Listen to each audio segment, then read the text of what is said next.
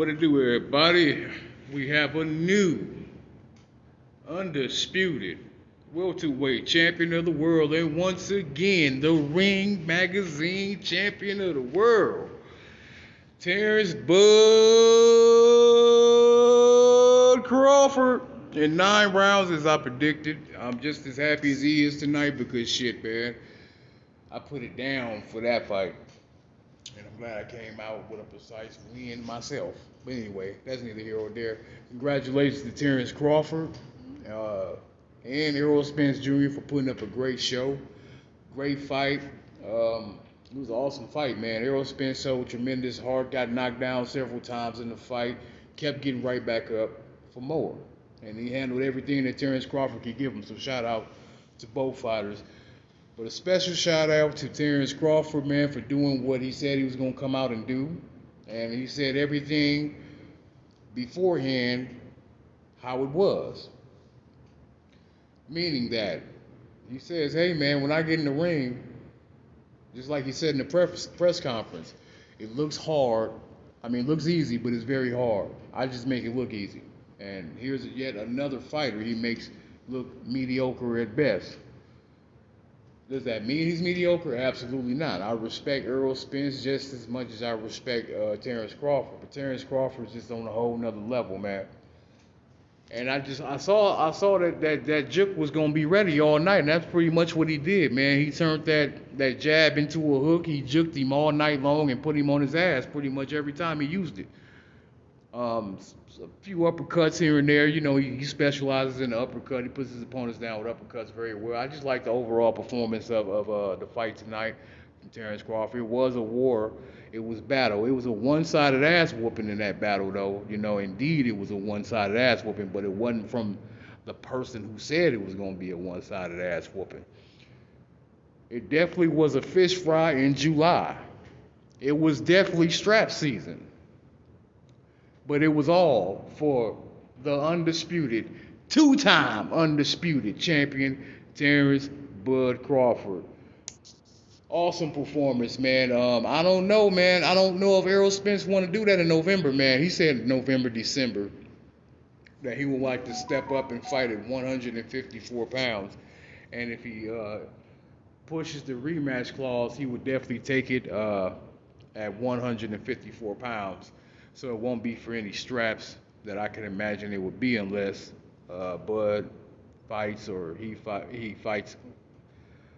It'd probably more likely be Bud if he goes up there right away and fights for a strap, and then they can fight for that strap possibly. But either way, it'll be a good showing. The rematches probably will be more competitive than this particular fight, not just because it's at 154 pounds. I do believe that he'll have more time to regroup, adjust on some things, and go back to the drawing board and make it more competitive. But based off this fight right here, I'm going to tell you right now, I don't think Errol Spence has nothing for Bud Crawford. So I think he might want to just go ahead and move on. And I hope the PBC, like a lot of people reporting and rumors about him fighting Canelo and all this stuff going way up there, not now. He better not try to fight Canelo or anybody up there at 168. I think he needs to do 154, see how he does up there before he goes up to 160-ish, you know, and stuff like that. Man, I know it's an uphill battle for him to get down in weight, and at 147, he'll have to be more tighter with things, I think, going forward, especially going to 154, and finding a dancing partner at 154 other than Bud Crawford. I mean, that'd be a pretty rough pick for his first fight at 154, to fight the man who just took all his straps away. You know, I would say he maybe even need a tune-up before he fights Bud in a rematch, but he has a certain amount of months to, you know, to make it official that he's going to actually go after a rematch against Bud. What's next for Bud? Bud says he doesn't know. He says he's about to turn 36 years old. He's going to talk to his team and talk to his family and what he would want to do after he fights at 154. I know he had talked about fighting Jermell Charlo or whatever, but Charlo has a legacy engagement of his own against Canelo in September. So, got to see what happens with that and whether he'll fight at 154 ever again. I don't know. After Jermell Charlo witnessed that ass whooping, I don't even think he don't want no blood smoke, man. I mean, shit, the Charlo's been taking enough L's as it is. I'm just saying, man. I'm not trying to be an asshole. I'm just saying. Whether or not it's at 154, another unification, that would make super duper history, though, if Jermell Charlo would give him the opportunity to fight for the undisputed title, because he can automatically go up there and take that, and he don't even have to take the rematch right away. He can actually go up there and take the fight at 154, then fight Errol Spence for undisputed at 154 actually again. But like I said, that kind of messes things up as far as the timetable, because of the simple fact that he has a certain amount of months to make a date going, and usually it's going to probably be November-ish or December-ish, depending on when Errol Spence is ready. And he jumped to December. I thought it was going to be, rumor had it that I thought it was going to be November 11th. They'll probably do the rematch. But shit, it may be December. So we know after that, that'll be like 2 months out from after the aftermath of whether or not Jermell Charlo becomes undisputed himself at 168. Now, Charlo beats Canelo. I know he might do some shit like probably call him out, like bring your ass up to 168 and fight for undisputed,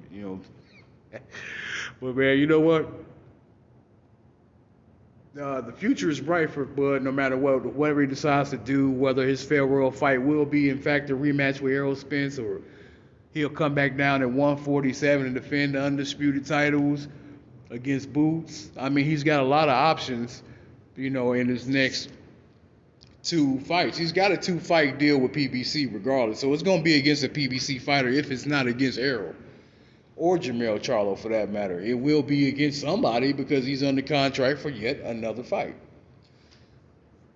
But that fight was supposed to be with Errol Spence, so I think he'll probably end up just doing that and go from there, man. But congratulations, man. You should enjoy the victory and his hard work he put into this fight. He worked very hard for the fight. Awesome fight, man. I didn't think it would be that one-sided. I thought it'd be more of a war, more of a back-and-forth type of thing. But it seemed like Earl didn't even hurt Crawford, man, to be honest. He couldn't even hurt him to the body. Bud was right. Don't try that body shit. It didn't work at all. And I hope people don't hate on Crawford and try to give excuses and all that goofy shit, man. Y'all can cut that goofy shit out, man. We seen it was a one-sided ass whooping for Crawford. And I hope y'all talk about how he took Errol Spence's eye, because y'all show salivate at the fact that he takes these other guys' eye. Man, have you seen Errol Spence's eye after this fight? It's gotten even bigger. Now talk about that. Talk about how his eye was finally taken by somebody else. That eventually happens, though, man. That happens to the best of them. That can happen to anybody. But you know what I'm saying? As long as people give that man his credit, man, and give him his just due, and once again, don't try to find a reason to take something away from him, because not only he beat one of the best, because they're the top 2 welterweights in the game. He beat the best, and he beat him down. Punishment. That's what punishment look like. That when you say punishment, destroy, like a lot of people like to use that word, I just saw all that tonight from Terrence Crawford.